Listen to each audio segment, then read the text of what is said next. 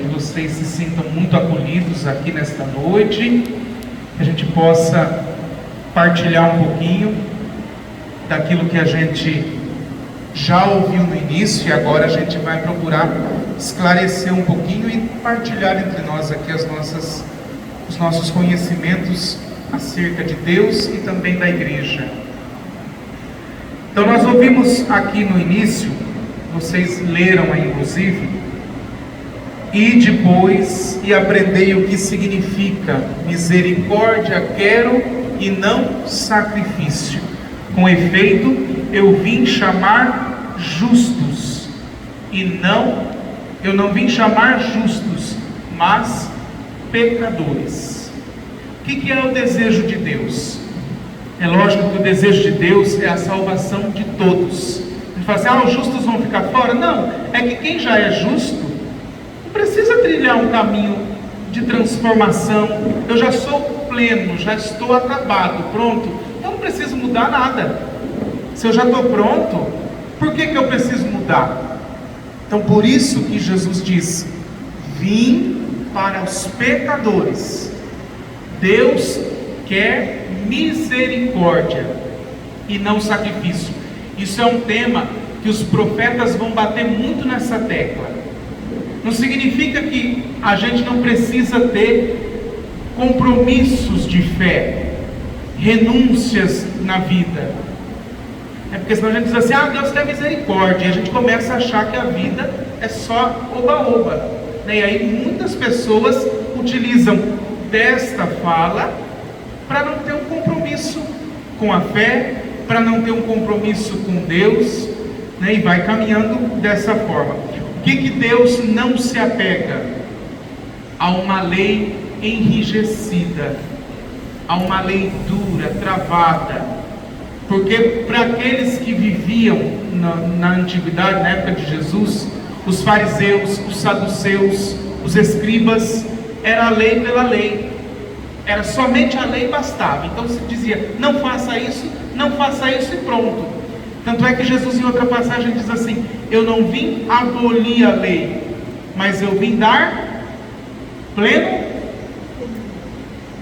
cumprimento. Então o que Jesus veio fazer? Que a gente entenda o que a gente está fazendo. Não é só cumprir a lei. Às vezes nós podemos cumprir a lei muito bem, e a gente vai viver aquela lei, aquela regrinha, isso tem que ser assim, aquilo tem que ser de outro jeito, mas por que você faz? E às vezes muitos de nós católicos cumprimos os mandamentos da lei de Deus, os mandamentos da igreja.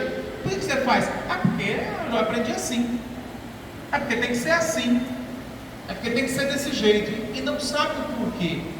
Então Jesus diz, quero a misericórdia e não o sacrifício. Isto é, não é o sacrifício externo que interessa, mas é a transformação que vem de dentro para fora. E depois a gente vai ver um pouquinho antes daquilo que vocês leram. Vamos caminhar um pouco, e lá na frente nós vamos ler Mateus 6, depois eu digo o versículo. O que é então a quaresma? A quaresma, ela vai designar para a gente um período de 40 dias. É lógico que os discípulos não viviam a quaresma. Se eu ficar aqui na frente, os discípulos não viviam a quaresma, porque eles estavam com Jesus. Eles partilhavam da vida com o Mestre, eles aprenderam com o Mestre. Nós, depois de um tempo, a igreja já no seu início, embora não seja um início tão curto, porque 360 é um tempinho já longo, né? Jesus já tinha partido, já tinha ressuscitado e deixado a missão com os seus apóstolos. Mas os primeiros cristãos começaram a compreender, olha, a gente precisa ter um tempo para a gente entender o que é a Páscoa. Porque se fazia uma preparação de 3 dias. Quem que se prepara em 3 dias para alguma coisa? Quando a gente quer viajar, a gente já começa 1 mês, 2 meses, 3 meses antes, Tem gente que estoca a mala no canto e fica lá. Será que eu não estou esquecendo de nada? Será que não está faltando tal coisa? Será que isso e aquilo? E vai e ainda esquece. Quando chega lá, fala assim, meu Deus do céu, né? Eu fiz toda a lista, o checklist ali, e acabei esquecendo coisas principais. Os primeiros cristãos começaram a perceber isso. É preciso um tempo maior. E aí colocaram 40 dias. Por isso, quaresma, quarentena, 40 dias de preparação. Tempo de preparação para a Páscoa. O que é a Páscoa para nós cristãos? Ressurreição de Jesus. O que mais? Isso, a morte que está ligada à paixão, ao sofrimento e que vem a glória da ressurreição. O que a gente celebra na missa dominical?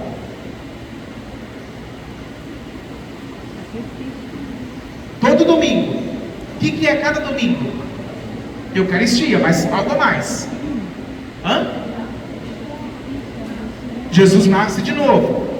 O que mais? Está esquentando. Vamos lá. Cada domingo, o que a gente... Não precisa ter medo de errar, não, viu, gente? Aqui ninguém vai reprovar, não, viu?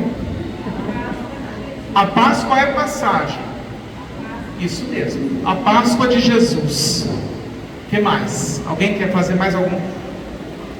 Sacrifício. Por isso que a gente fala assim, que sacrifício na missa domingo. Não é nesse sentido, né? Paixão, alguém falou a paixão, né, de Jesus.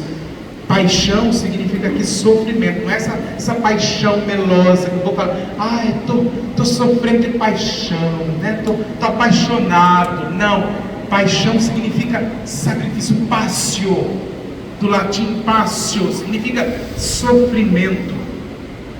A cada domingo a gente celebra a Páscoa de Jesus. Por isso que a gente diz, mistério da fé, anunciamos, Senhor, vossa morte, proclamamos a ressurreição. Todas as vezes que comemos desse pão, celebramos a vossa morte e esperamos a vossa vinda. Por isso que a Páscoa é a mãe, a gente diz assim, a mãe de todas as celebrações. Cada domingo a gente celebra a paixão, morte e ressurreição de Jesus. Por isso que domingo é o dia do Senhor, dia dedicado ao Senhor. Tanto é que as crianças, na tradição judaica, na noite da vigília da Páscoa, as crianças chegam em casa e perguntam para o pai: por que esta noite é diferente de todas as outras noites? E o pai começa a responder: olha, porque nesta noite nós fomos salvos, porque nesta noite o Senhor se entregou por nós, porque nesta noite venceu o aguilhão da morte, aquele que é o Senhor da nossa vida. E tanto é que se a gente for nas celebrações judaicas, até hoje é assim, começa na escuridão, mais ou menos o que a gente celebra, porque o cristianismo, a vivência cristã, bebeu muito da fonte judaica. Então, começa-se na escuridão, a mãe vem acendendo as luzes da casa, as velas. Depois, a criança, o mais novo da casa, pergunta, e o pai, como aquele que é o representante do chefe da família, é aquele que vai dizer: por quê? Porque ninguém janta naquela noite, porque a ceia vai acontecer só na aurora, no início do dia. Por isso essa é a mãe de todas as celebrações. Então, quando nós dizemos nos preparamos para a Páscoa, nós estamos nos preparando para celebrar a mãe de todas as noites, de todas as vigílias.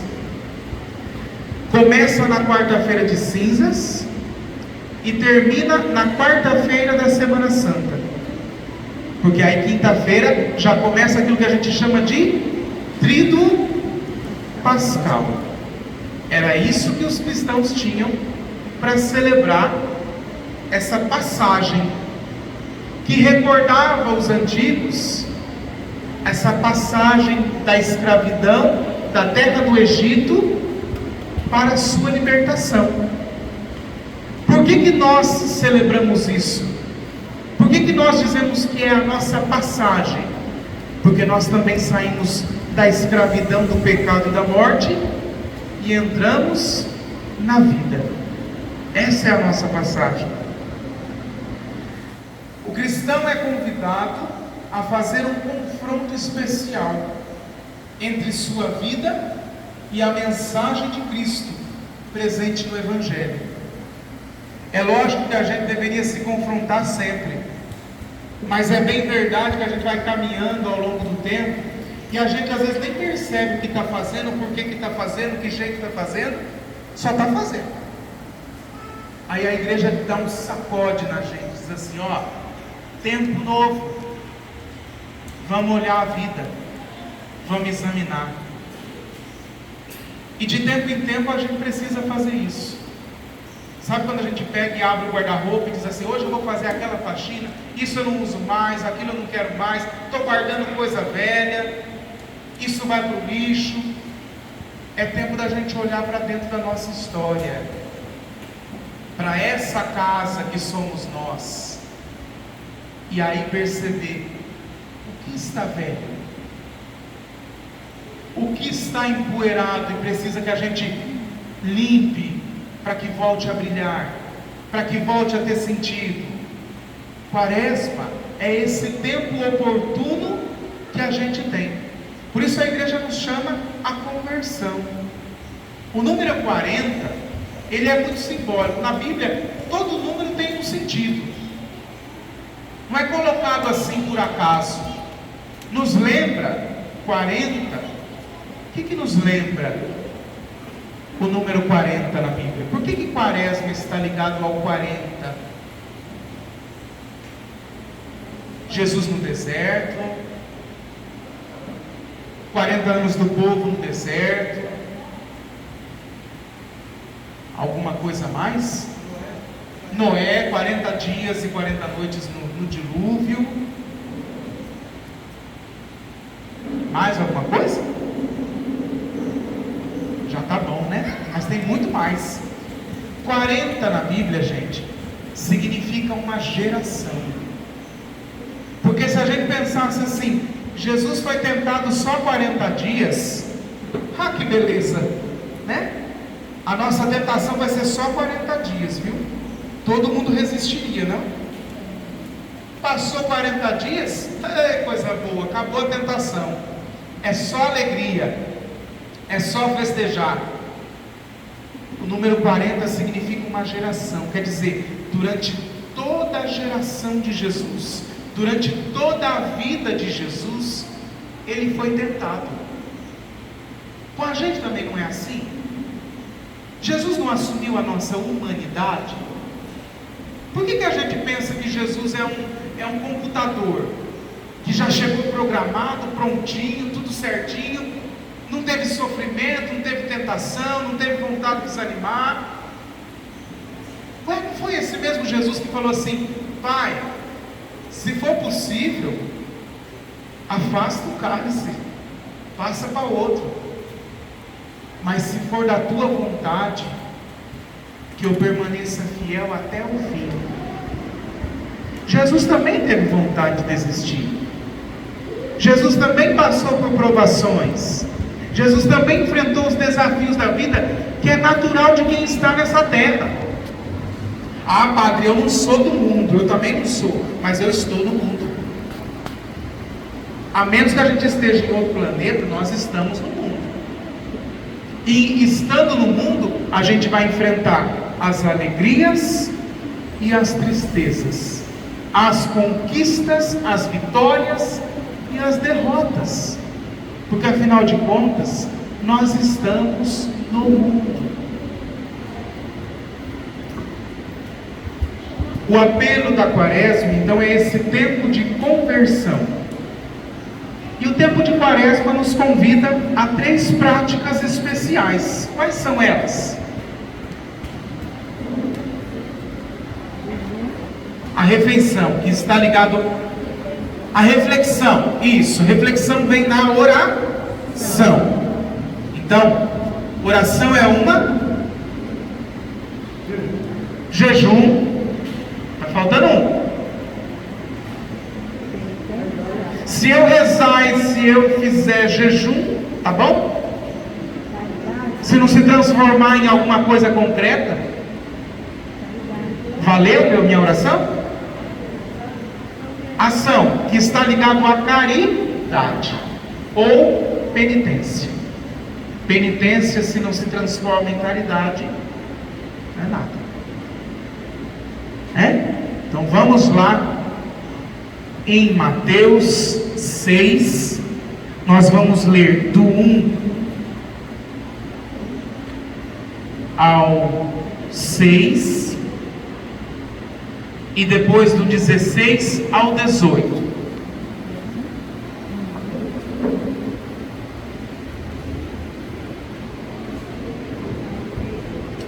Mateus 6, do 1 ao 6 e depois do 16 ao 18, que é o evangelho que a gente escuta na quarta-feira de cinzas. Temos? Guardai-vos de praticar a vossa justiça diante dos homens, para serdes vistos por eles. Do contrário, não recebereis recompensa junto ao vosso Pai que está nos céus. Por quê?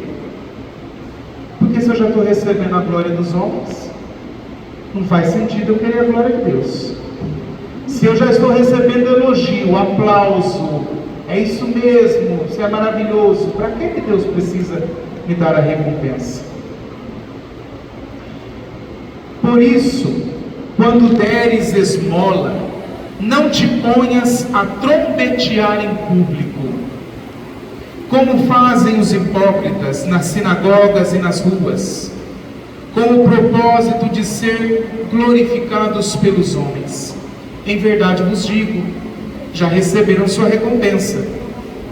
Tu, porém, quando deres esmola, não saiba a tua mão esquerda o que fez a tua direita, para que tua esmola fique em segredo, e o teu Pai, que vê no segredo, te recompensará. Esmola. Vamos para a oração. E quando orardes, não sejais como os hipócritas, porque eles gostam de fazer oração pondo-se em pé nas sinagogas, nas esquinas, a fim de serem vistos pelos homens. Em verdade vos digo, já receberam sua recompensa. Tu, porém, quando orardes, entra no teu quarto e fecha a tua porta. Ora a teu Pai que está lá, no segredo, e teu Pai que vê no segredo, te recompensará. Nós temos aqui 2 realidades. Primeiro, não significa que Deus, ou que Jesus está dizendo para a gente, não pode fazer o que a gente está fazendo aqui. Não pode conduzir uma oração, porque os outros vão ver que a gente está rezando e a gente já se perdeu. Não é isso. É aquela pessoa que tem que rezar, porque ela tem que aparecer para Deus e o mundo. Pronto, já ganhou recompensa. Mas, e na missa? Na missa a gente faz liturgia. Embora tenha ali os momentos de ritos, ali não é uma oração propriamente dita, ali é liturgia. Porque na oração eu posso escolher se eu rezo sentado, se eu rezo deitado, se eu rezo de joelhos, se eu rezo em pé. Na liturgia não. A menos que eu tenha algum problema, a hora que o Pai fala, oremos, todo mundo levanta. O Pai fala, vamos ouvir a palavra de Deus, todo mundo senta, né? Alguns por problema de joelho ou por outras coisas, numa hora ou outra não ajoelha, ou não fica em pé por conta de alguma dificuldade que tenha. Mas propriamente dito, liturgia é aquilo que todo mundo faz em comum. Oração é aquilo que cada um se apresenta diante de Deus. Não que a liturgia não seja oração, mas é a oração comum dos fiéis. Isso é diferente. Vamos lá para o versículo 16. Jejum. Quando jejuardes, não tomeis um ar sombrio como fazem os hipócritas, pois eles desfiguram o rosto para que o seu jejum seja percebido pelos homens. Tadinho, ai, está jejuando, ai que dó, eu não estou fazendo, eu estou fazendo penitência de chocolate, né? Está todo mundo sabendo já, para que você vai fazer penitência? Ai, não quero isso porque eu estou fazendo penitência, é minha penitência quaresmal, é o meu jejum. Não, isso aí você já ganhou recompensa. Em verdade vos digo, já receberam sua recompensa. Tu, porém, quando jejuares, unge tua cabeça e lava teu rosto. Cara de feliz, não é cara de quem está passando fome. 40 dias sem minha cervejinha, fica naquele mau humor que ninguém aguenta, dá vontade de falar para você, suma do mapa. Está vendo o mapa aqui? Está vendo o globo? Tenta sumir disso aqui, porque ninguém suporta a pessoa. Lava tua cabeça, unja tua cabeça, lava teu rosto, para que os homens não percebam que estás jejuando, mas apenas teu Pai, que está no segredo. E teu Pai, que vê no segredo, te recompensará. Muito bem, jejum. Qual é o sentido do jejum? Vocês fazem jejum? Fazem? Nunca fez abstinência. Então, uma diferença entre o jejum e a abstinência. O jejum é quando a gente tira uma das refeições principais. Então, olha, quanto que a igreja pede para a gente jejuar? Pelo menos? Pelo amor de Deus, gente. Quarta-feira de cinzas e sexta-feira santa. São os dias que a igreja obriga todo cristão católico batizado até os seus 60 e poucos anos de idade, que não tenha nenhuma comorbidade, porque às vezes tem alguém que é diabético, alguém que tem alguma outra situação que não pode ficar sem se alimentar. Mas quem pode, e crianças, né, menos dos seus 7, 8 anos, né, 10 anos para baixo, estão dispensadas. Nós não. Então a igreja diz tirar uma das refeições principais. O que é a refeição principal? Café da manhã, almoço e janta. Preciso tirar tudo? Não. Uma das refeições. Ou não posso tirar tudo, mas eu vou diminuir. Eu como um X, eu vou comer um pouco menos. Esse vai ser o meu jejum. Na quaresma eu vou fazer abstinência de café. Eu vou fazer abstinência de chocolate. Eu vou fazer abstinência de jiló. Claro, eu não gosto de jiló. Para mim vai ser a coisa mais prática do mundo. Vou fazer abstinência de ervilha. Eu não gosto de ervilha, pronto, né? Ganhei a quaresma. Tem que ser algo que eu goste. Isso é abstinência. Isso é algo concreto. Mas não é fazer abstinência e guardar na despensa. Porque aí eu estou fazendo economia, eu estou fazendo regime, né? Menos abstinência, menos jejum. Jejum é quando eu me abstenho daquilo e ofereço para quem não tem. Pega o tempo que você vai fazer essa penitência quaresmal, que você ia tomar 20 litros de coca, divide isso e leva para famílias que você sabe que gostaria de tomar uma coca e não vai ter, para celebrar a Páscoa. Isso é concreto. Faça um gesto concreto.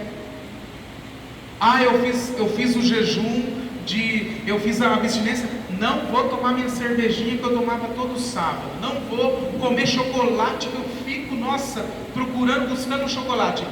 Pega aquilo que você economizou, talvez não vai dar para comprar uma cesta básica, mas dá para comprar um arroz, um feijão ou algum quilinho de carne, leva para uma família. Isso é o jejum. Busca purificar o corpo e a alma, controlar os desejos materiais, os desejos da carne, promovendo a disciplina e a humildade. Promove a disciplina em nós, porque talvez tudo aquilo que a gente quer a gente consegue, a gente pode ter na mesa. Hoje eu estou com vontade de comer carne de porco, pronto, tem na mesa. Hoje eu estou com vontade de comer carne de vaca, tem na mesa. Hoje eu estou com vontade de comer isso e aquilo, tem família que não. Então é um momento de eu educar o meu espírito, de eu educar o meu corpo dos prazeres da carne. Nem tudo aquilo que eu quero eu preciso ter imediatamente. E aí eu vou percebendo, tudo é dom de Deus, tudo é dom do amor de Deus. E eu me coloco no lugar daquele que não tem. Olha, eu vou fazer o jejum, vou tirar o almoço e vou pedir a graça de Deus da conversão minha, em primeiro lugar. Eu preciso me converter. E parece que aquele dia que você fala assim, hoje eu não vou almoçar, você sente cheiro de bife acebolado, você sente cheiro disso e daquilo, a barriga vai, parece um trator em dia que está operando no máximo. E aí você fala, meu Deus do céu, é santificação. Penitência. A penitência deve ser vivida com uma perspectiva de transformação interior, que reflete em ações concretas. Penitência está ligado à caridade. Eu posso fazer a penitência mais bonita do mundo, se eu não transformo isso em caridade, Paulo já fala lá na carta aos Coríntios, ainda que eu tivesse todos os dons, se eu não tivesse caridade, que quer dizer amor, eu seria como um sino que fica retinindo, em si. E o amor aqui não é um amor assim superficial, eu te amo. Não, amor é algo concreto. Sabe o que é amor? É decisão. É quando você percebe todas as virtudes, todas as limitações do outro e você decide permanecer. Isso é amor. Isso é concreto. O resto é fogo de palha. Amar é decisão. Amar é decidir estar com o outro. Olha, você sabe a minha precariedade? Sei sim. E se fosse só pela tua precariedade, eu já tinha ido embora faz tempo. Mas é porque eu decidi estar com você. É porque eu decidi te amar. Assim é o amor de Deus para conosco. Olhou para aquilo que a gente tinha de melhor, nem sei tanto se a gente tinha de melhor, mas olhou para a nossa precariedade e disse assim: vou ficar, é por você, vou permanecer. Isso é amor. A verdadeira penitência gera o fruto da caridade. É aquilo que eu estava dizendo, vou fazer uma penitência, e essa penitência eu vou transformar em amor na vida do outro. Talvez a pessoa nem está esperando, e talvez a sua penitência não foi nada material. Eu vou falar menos palavrão, eu vou fazer isso, eu vou fazer aquilo, eu vou visitar mais a minha família, eu vou buscar me reconciliar com pessoas que eu não via e que eu nem queria ouvir a voz faz tempo.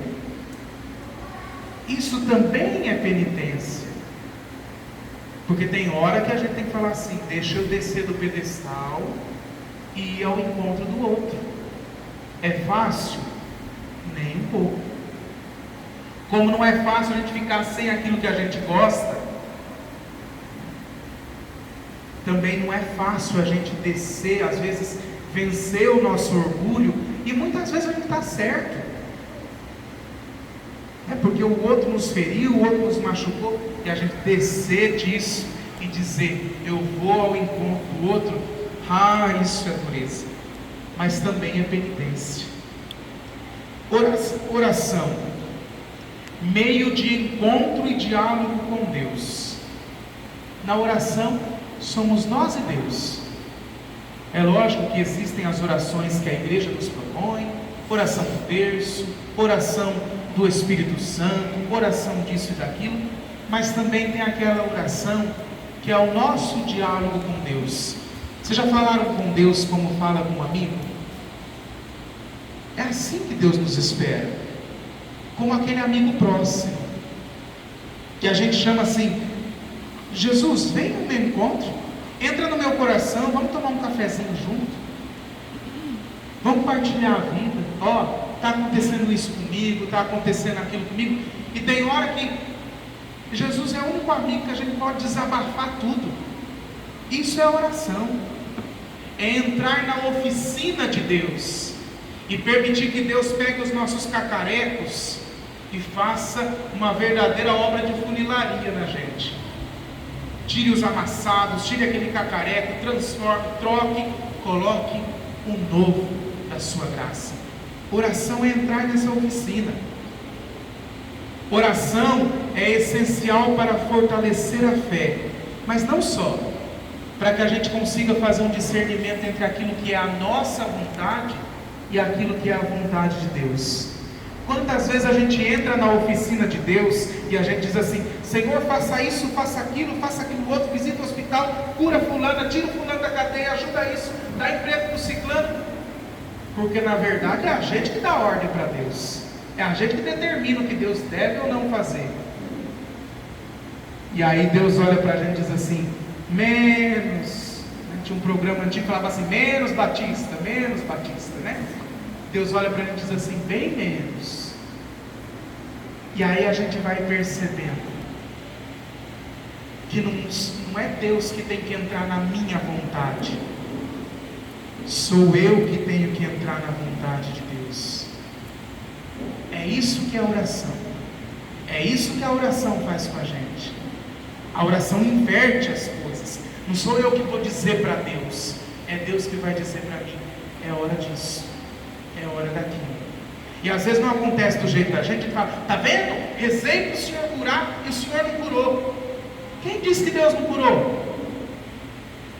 Quem disse que Deus não visitou? Talvez se tivesse permanecido, teria ficado com muitas e muitas situações precárias. E Deus dá a graça da cura. Qual é a cura perfeita? É poder viver em Deus eternamente. Essa é a graça de Deus em nós. Isso é oração. Confiança no plano de Deus. A oração nos faz nos render a Deus. Às vezes a gente é muito reticente com algumas coisas, mas a oração faz a gente se render. Quando a gente percebe que não tem mais jeito, a gente fala assim, pronto, já entendi, não vai ser do jeito que eu quero, é do jeito que o Senhor quer. E aí a gente se rende. E quando a gente se rende, Deus pode fazer e operar a graça dele em nós. Jejum, penitência, caridade e oração. O jejum é a nossa relação com a nossa história, conosco. A penitência, a caridade, é a nossa relação com o outro. E a oração? A nossa relação com Deus. Os três pilares que nós precisamos dedicar à nossa vida. Como está a nossa relação com a nossa história? Eu me perdoo, eu me amo, eu me cuido, como um templo do Espírito? Como está a minha relação com o outro? Eu olho para o outro e percebo a dignidade que o outro tem? Ou eu coisifico o outro? O outro é para mim um ponto de apoio, um trampolim que eu posso subir? Como é que está a minha relação com Deus? Eu tenho buscado Deus só a hora que eu preciso?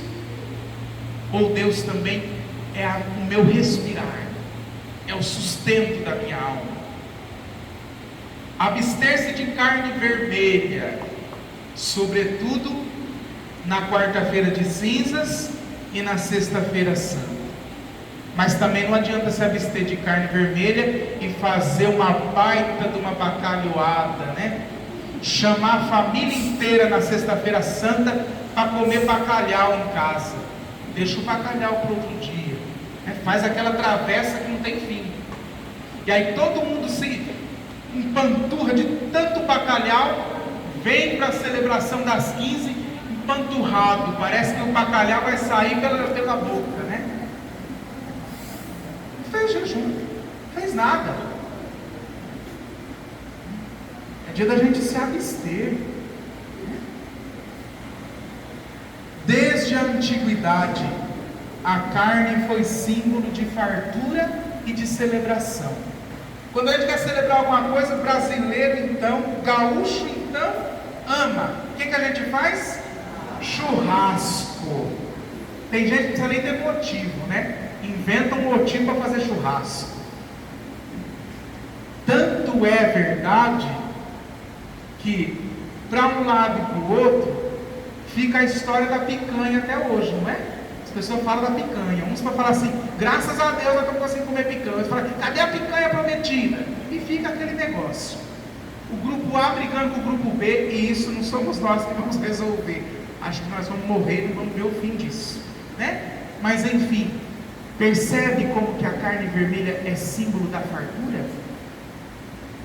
É símbolo da celebração. Aí vamos fazer uma carne. Que carne que nós vamos fazer no final de semana?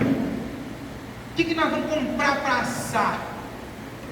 É a carne. E sobretudo a carne vermelha. São Tomás de Aquino, lá na Suma Teológica, ele diz assim, explicando que o consumo de carne vermelha também dá mais prazer, uma vez que é a carne mais saborosa. A gente pode até comer peixe, tem gente que ama peixe, mas para quem gosta de carne, a carninha vermelha, meu Deus do céu, é coisa boa demais. Abster-se de carne vermelha é sinal de grande sacrifício. É sacrifício, é sofrimento, porque a gente une o nosso sacrifício ao sacrifício de Cristo, que se deu por nós, que se dá por nós. Por isso que todo domingo é dia do Senhor. Domingo nós celebramos já falamos lá no início, vocês já esqueceram? Cada domingo celebramos a Páscoa do Senhor. Por quê? Porque de novo o Cristo se entrega por nós. Quando nós dizemos memorial, nós não estamos falando assim, estou fazendo memória do que aconteceu lá atrás. Não, estamos dizendo, mais uma vez, o Cristo está aqui, se dando por nós. Esses dias, deixa eu ver quanto tempo eu tenho ainda, que eu acho que eu já estou falando demais. Já estou acabando, viu? Esses dias uma criança da catequese me parou no final da missa das 9 e falou assim, padre, eu quero te fazer algumas perguntas. Dentre as perguntas que ele me fez, ele falou assim, quando vocês vão fazer o translado com Jesus, que é o passeio do Santíssimo que a gente fala, mas é o translado, né? E me impressionou o cuidado que essa criança tinha com as palavras, com o conhecimento que ele tinha com as coisas sagradas. Ele disse assim, quando vocês vão fazer o translado com Jesus no ostensório, vocês usam o véu peral, que é aquele véu que a gente coloca para andar com o Senhor, né? Para fazer o translado. Eu falei, sim, usamos, claro. Aí ele falou assim, e por que na missa o senhor não usa pelo menos um paninho a hora que o senhor pega a hóstia para consagrar? E aquilo me chamou a atenção, né? Eu tive que ter uma resposta rápida para dar para ele, porque eu falei assim, e agora, né? E aí eu peguei e falei para ele assim, porque na missa, não que no momento de adoração o sacerdote não está na pessoa do Cristo, ele está, mas na ceia Jesus não pegou um pano, não pegou nada, era o próprio Cristo. Ele tomou o pão, pronunciou a bênção de ação de graças, partiu e deu para os seus discípulos. Por isso que na missa, o sacerdote, ele toma o pão, dá graças, parte o pão e dá para os discípulos.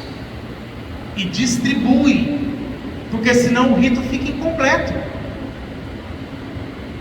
Tomou o pão, deu graças, abençoou, partiu e deu. Completou todo o rito da ação da Eucaristia. O sacerdote, no momento da Eucaristia, ele age in persona Christi, isto é, na pessoa do Cristo. E por isso que os sacramentos que a gente recebe, não importa se o sacerdote é pecador, se ele é miserável, se ele é não sei o que, se é não sei o que lá, ali é o Cristo que se dá. É o Cristo palavra, é o Cristo pão, é o Cristo que sacia a nossa fome e sede de vida. É o Cristo. Por isso eu disse para ele, por isso que o padre não pega um paninho. Agora, no momento do translado, é algo que vem posterior. Pode ser dentro da missa, pode ser só no momento de adoração. Então se coloca o véu miral para fazer esse translado com o Senhor. Tanto é que quando a gente sai na procissão de Corpus Christi, a gente tem aquele teto, aquele telhado que fica em cima, né? E a gente chama aquilo de... me foge o nome agora. Não é. Não é. Me fugiu o nome agora. Talvez eu lembre até o final, né? Pálio, isso mesmo, não é o carro, não, é o pálio, né? Mas não é o carro, é o pálio. E tem um outro que é um estilo guarda-chuva, né? Que é o pálio também, né? Pode ser estilo guarda-chuva, ou pode ser aquele que tem as hastes e os ministros vão carregando. Por quê?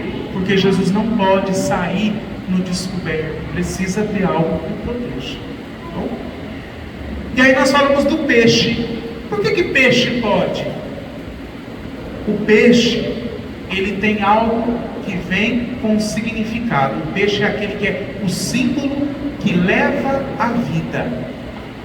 Por isso que Jesus, em muitos momentos de milagres, Jesus está diante da pesca, a pesca abundante, a pesca que os discípulos fazem, e Jesus já estava na beira do lago assando peixe. Era assim que os primeiros cristãos se identificavam. Dizer que era cristão, que seguia Jesus Cristo, que tinha um seguimento daquele tal de Jesus de Nazaré, era morte na certa. Como é que um cristão identificava outro? Desenhava na areia um peixe, e dentro do peixe, talvez vocês já até tenham visto isso em alguns símbolos de carro, em algumas coisas assim, se escrevia as iniciais ICTHIS,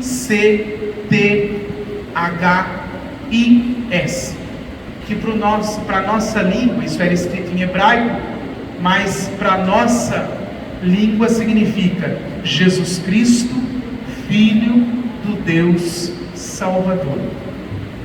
Então, como é que um identificava o outro? Desenhava ou na areia ou em algum lugar ictus, que significava Jesus Cristo, Filho do Deus Salvador. Eu encontrava o Jorge, queria saber, será que eu estou lidando com alguém que é um seguidor de Jesus? Alguém que é um opositor e pode me matar? Então eu usava um símbolo. E ele também era cristão, logo ele falava assim, é outro cristão. Pronto, se identificava. A identidade dos cristãos. Os primeiros batizados se consideravam peixes pescados pelas redes do Evangelho. Deus lança as suas redes. Os apóstolos, os discípulos lançam as suas redes. E os batizados eram aqueles que eram pescados pelas redes do Evangelho. Por isso que uma vez pescado, eu me torno também pescador. Por isso que Jesus olha para Pedro e fala assim, pode parar de medo, porque de hoje em diante eu farei de vós pescadores de homens. Essa é a beleza de ser seguidor de Jesus Cristo. Que aqui o peixe ele tem muito mais um significado. Que é mais barata, porque na época da quaresma fica mais cara, porque isso, porque aquilo. Não tem nada a ver. Tem um significado também de não ser carne vermelha, mas também tem o significado do símbolo dos cristãos. Foi Jesus que disse, está na Bíblia que não pode comer carne vermelha? Não. Isso é mandamento da igreja. É o quarto mandamento da igreja. A igreja que diz para a gente, todo cristão batizado precisa fazer penitência. Deus quer misericórdia, não quer sacrifício. Mas isso não significa que a gente não tenha que fazer um processo de transformação de vida.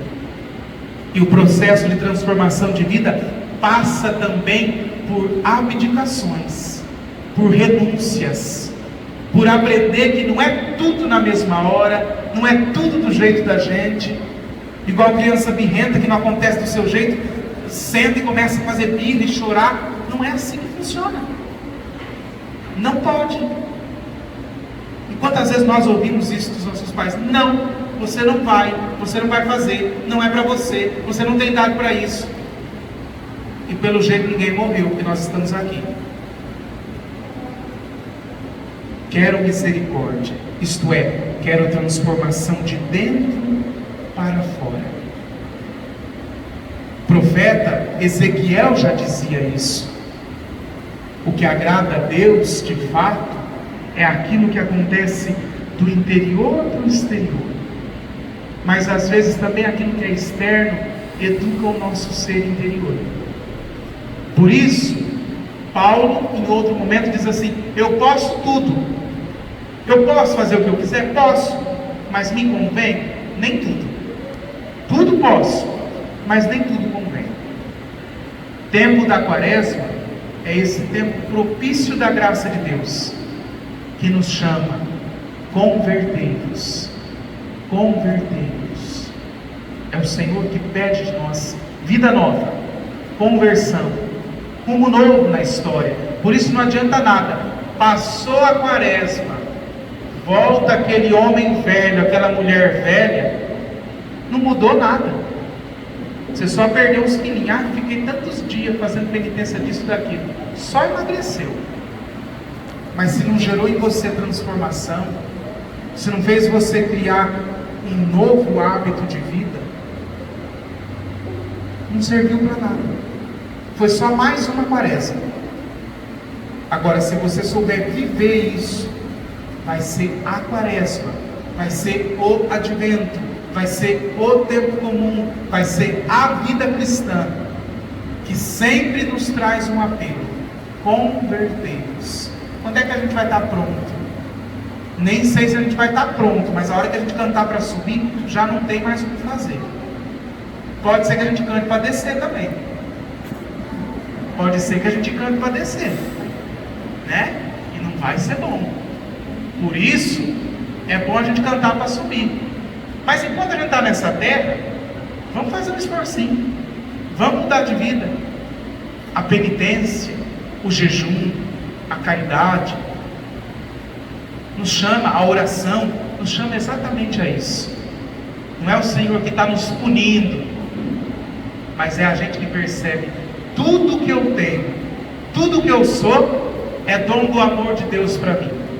Então como que eu não vou me tornar também dom de amor de Deus para o mundo, ao qual eu sou chamado a evangelizar e ajudar no processo de conversão? Alguém quer dizer alguma coisa? Pergunta alguma coisa?